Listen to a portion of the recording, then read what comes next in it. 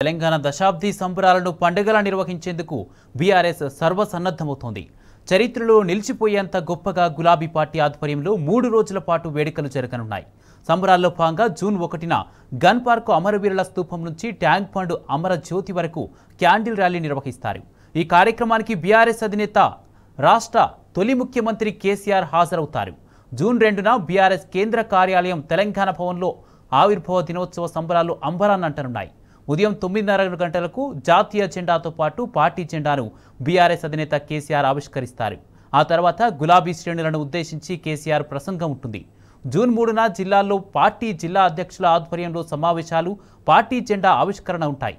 అనంతరం పండ్ల పంపిణీ, ఆహార పంపిణీ వంటి సేవా కార్యక్రమాలు నిర్వహిస్తారు. ఈ నేపథ్యంలో దశాబ్ది వేడుకల కార్యక్రమాలను విజయవంతం అయ్యేలా చూడాలని గులాబీ శ్రేణులకు బీఆర్ఎస్ వర్కింగ్ ప్రెసిడెంట్ కేటీఆర్ పిలుపునిచ్చారు. తెలంగాణ బిడ్డలంతా పాల్గొని ఈ దశాబ్ది ఉత్సవాలను విజయవంతం చేయాలని విజ్ఞప్తి చేశారు.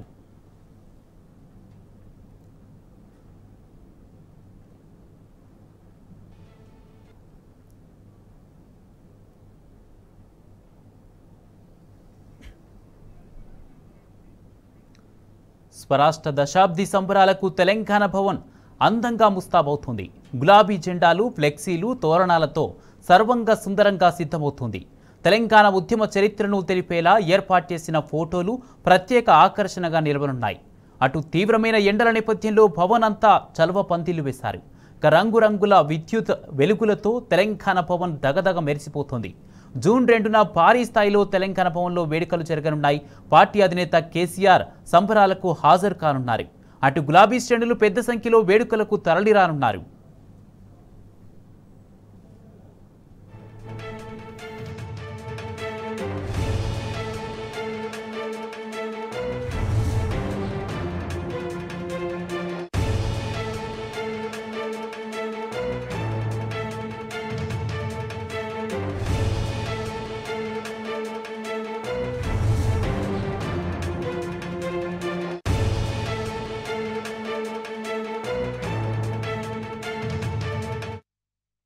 తెలంగాణ దశాబ్ది సంబరాలను పండుగలా నిర్వహించేందుకు బీఆర్ఎస్ సర్వసన్నద్ధమవుతోంది.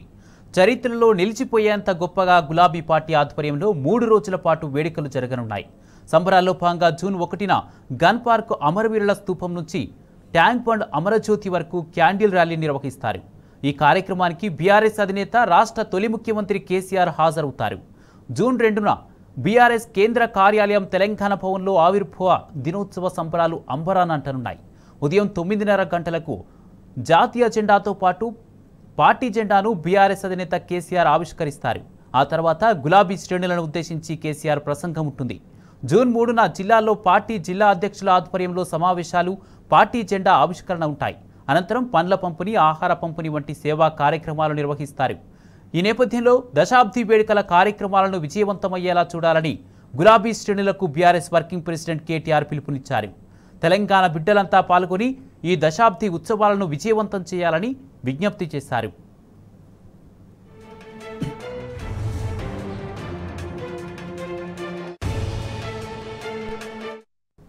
స్వరాష్ట్ర దశాబ్ది సంబరాలకు తెలంగాణ భవన్ అందంగా ముస్తాబవుతుంది. గులాబీ జెండాలు, ఫ్లెక్సీలు, తోరణాలతో సర్వంగా సుందరంగా సిద్ధమవుతుంది. తెలంగాణ ఉద్యమ చరిత్రను తెలిపేలా ఏర్పాటు చేసిన ఫోటోలు ప్రత్యేక ఆకర్షణగా నిలవనున్నాయి. అటు తీవ్రమైన ఎండల నేపథ్యంలో భవన్ అంతా చలవ పందిళ్లు వేశారు. రంగురంగుల విద్యుత్ వెలుగులతో తెలంగాణ భవన్ దగదగ మెరిసిపోతోంది. జూన్ 2న భారీ స్థాయిలో తెలంగాణ భవన్లో వేడుకలు జరగనున్నాయి. పార్టీ అధినేత కేసీఆర్ సంబరాలకు హాజరు కానున్నారు. అటు గులాబీ శ్రేణులు పెద్ద సంఖ్యలో వేడుకలకు తరలిరానున్నారు.